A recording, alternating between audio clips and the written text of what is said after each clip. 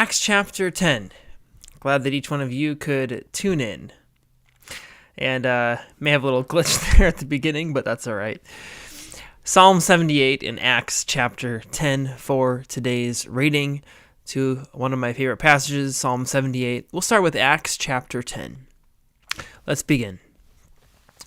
There was a certain man in Caesarea called Cornelius, a centurion of the band called the Italian band, a devout man, and one that feared God with all his house, which gave much alms to the people and prayed to God always.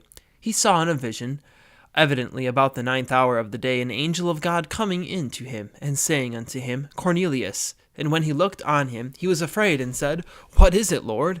And he said unto him, Thy prayers and thine alms are come up for a memorial before God. And now send men to Joppa, and call for one Simon, whose surname is Peter. He lodgeth with one Simon a tanner, whose house is by the seaside.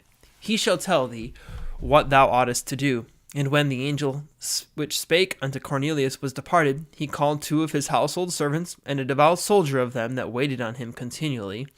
And when he had declared all these things unto him, he sent them to Joppa. On the morrow, as they went on their journey, and drew nigh unto the city, Peter went up upon the housetop to pray about the 6th hour, and he came very hungry, and would have eaten. But while they made ready, he fell into a trance, and saw heaven opened, and a certain vessel descending unto him, as it had been a great sheet knit at the 4 corners, and let down to the earth, wherein were all manner of 4-footed beasts of the earth, and wild beasts, and creeping things, and fowls of the air. And there came a voice to him, Rise, Peter, kill and eat. But Peter said, Not so, Lord, for I have never eaten anything that is common or unclean. And the voice spake unto him again the 2nd time, What God hath cleansed, that call not thou common. This was done thrice, and the vessel was received up again into heaven. Now while Peter doubted in himself what this vision which he had seen should mean, behold, the men which were sent from Cornelius and had made inquiry for Simon's house, and stood before the gate, and called and asked whether Simon, which was surnamed Peter, were lodged there. While Peter thought on the vision, the Spirit said unto him, Behold, 3 men seek thee. Arise therefore, and get thee down, and go with them, doubting nothing, for I have sent them. Then Peter went down to the men which were sent unto him from Cornelius, and said, Behold, I am he whom ye seek. What is the cause wherefore ye are come? And they said, Cornelius the centurion, a just man, and one that feareth God, and of good report among all the nation of the Jews, was warned from God by an holy angel to send for thee into his house, and to hear words of thee. Then called he them in, and lodged them. And on the morrow Peter went away with them, and certain brethren from Joppa accompanied him. And the morrow after they entered into Caesarea, Cornelius waited for them, and had called together his kinsmen and near friends. And as Peter was coming in, Cornelius met him, and fell down at his feet, and worshipped him. But Peter took him up, and said, Stand up, I myself also am a man. And as he talked with him, he went in, and found many that were come together. And he said unto them, Ye know how that it is an unlawful thing for a man that is a Jew to keep company, or come unto one of another nation. But God hath showed me that I should not call any man common or unclean. Therefore came I unto you without gainsaying, as soon as I was sent for. I ask therefore, for what intent ye sent for me? And Cornelius said, 4 days ago I was fasting until this hour, and at the 9th hour I prayed in my house, and behold, a man stood before me in bright clothing, and said, Cornelius, thy prayer is heard, and thine alms are had in remembrance in the sight of God. Send therefore to Joppa, and call hither Simon, whose surname is Peter. He is lodged in the house of one Simon a tanner by the seaside, who, when he cometh, shall speak unto thee. Immediately therefore I sent to thee, and thou hast well done that thou art come. Now therefore are we all here present before God, to hear all things that are commanded thee of God. Then Peter opened his mouth and said, Of a truth I perceive that God is no respecter of persons, but in every nation he that feareth him and worketh righteousness is accepted with him. The word which God sent unto the children of Israel, preaching peace by Jesus Christ, he is Lord of all. That word, I say, ye know, which was published throughout all Judea, and began from Galilee, after the baptism which John preached, how God anointed Jesus of Nazareth with the Holy Ghost and with power, who went about doing good and healing all that were oppressed of the devil, for God was with him. And we are witnesses of all things which he did, both in the land of the Jews and in Jerusalem, whom they slew and hanged on a tree. Him God raised up the third day, and showed him openly, not to all the people, but unto witnesses chosen before of God, even to us, who did eat and drink with him after he rose from the dead. And he commanded us to preach unto the people, and to testify that it is he which was ordained of God to be the judge of quick and dead. To him gave all the prophets witness that through his name whosoever believeth in him should receive remission of sins. While Peter yet spake these words, the Holy Ghost fell on all them which heard the word, and they of the circumcision which believed were astonished, as many as came with Peter, because that on the Gentiles also was poured out the gift of the Holy Ghost.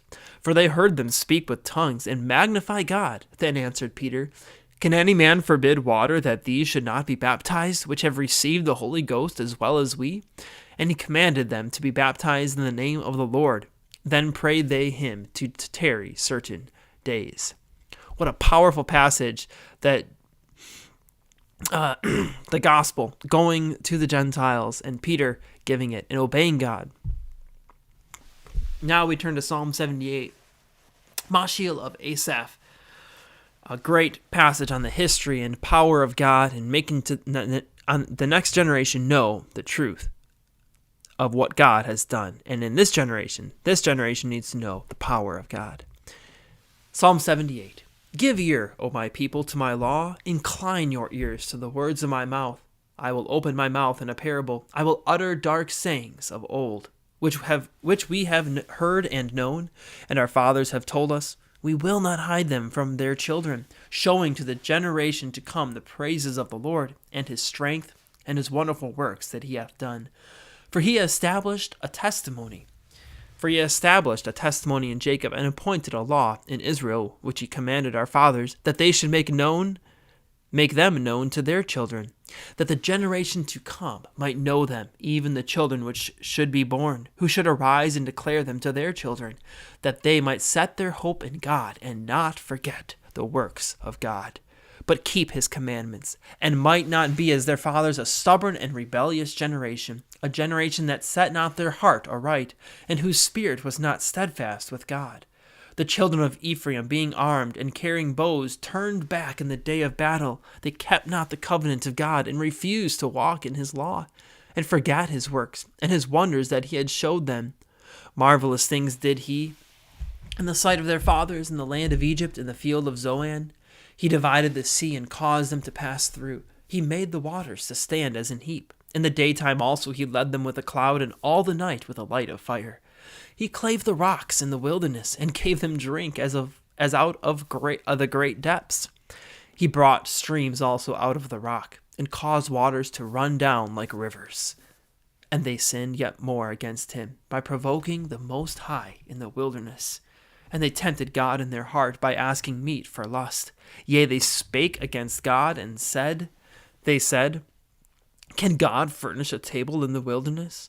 Behold, he smote the rock, that the waters gushed out, and the streams overflowed. Can he give bread also? Can he provide flesh for his people? Therefore the Lord heard this, and was wroth. So a fire was kindled against Jacob, and anger also came up against Israel, because they believed not in God, and trusted not in his salvation. Though he had commanded the clouds from above, and opened the doors of heaven, and had rained down manna upon them to eat, and had given them of the corn of heaven. Man did eat angels' food. He sent them meat to the full. He caused an east wind to blow in the heaven, and by his power he brought in the south wind. He rained flesh also upon them as dust, and feathered fowls like as the sand of the sea. And he let it fall in the midst of their camp, round about their habitations. So they did eat, and were all filled, for he gave them their own desire. They were not estranged from their lust, but while their meat was yet in their mouths, the wrath of God came upon them, and slew the fattest of them, and smote down the chosen men of Israel. For all this they sinned still, and believed not for his wondrous works. Therefore their days did he consume in vanity, and their years in trouble. When he slew them, then they sought him, and they returned and inquired early after God. And they remembered that God was their rock, and the high God their Redeemer. Nevertheless they did flatter him with their mouth, and they lied unto him with their tongues. For their heart was not right with him, neither were they steadfast in his covenant. But he, being full of compassion, forgave their iniquity, and destroyed them not. Yea, many a time turned he his anger away, and did not stir up all his wrath. For he remembered that they were but flesh, a wind that passeth away, and consumeth not again. How oft did they provoke him in the wilderness, and grieve him in the desert? Yea, they turned back and tempted God, and limited the Holy One of Israel. They remembered not his hand, nor the day when he delivered them from the enemy. How he had wrought his signs in Egypt, and his wonders in the field of Zoan, and had turned their rivers into blood, and their floods that they could not drink. He sent divers sorts of flies among them, which devoured them, and frogs, which destroyed them. He gave also their increase unto the caterpillar, and their labor unto the locust. He destroyed their vines with hail, and their sycamore trees with frost. He gave up their cattle also to the hail, and their flocks to hot thunderbolts. He cast upon them the fierceness of his anger, wrath, and indignation, and trouble, by sending evil angels among them. He made a way to his anger. He spared not their soul from death, but gave their life over to the pestilence, and smote all the firstborn in Egypt, and the chief of their strength in the tabernacle of Ham, but made his own people to go forth like sheep, and guided them in the wilderness like a flock. And he led them on safely, so that they feared not, but the sea overflowed their enemies. And he brought them to the border of his sanctuary, even to his mountain, which his right hand had purchased.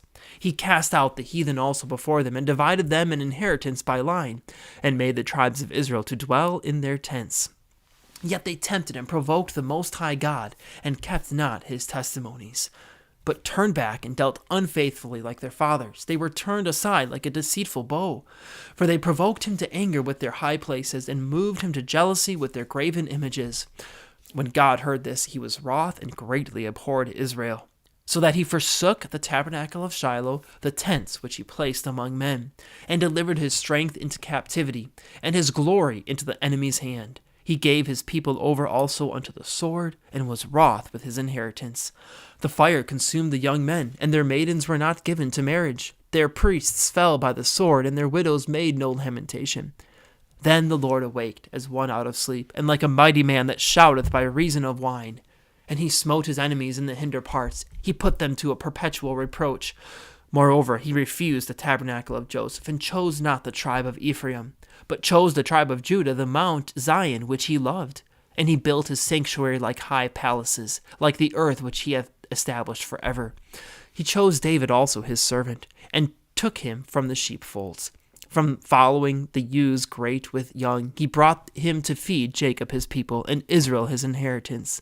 So he fed them according to the integrity of his heart, and guided them by the skillfulness of his hands.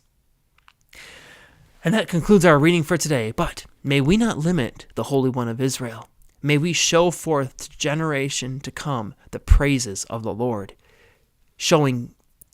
teaching his greatness to others, so that people may not forget who our God is and what he has in store for them that fear him.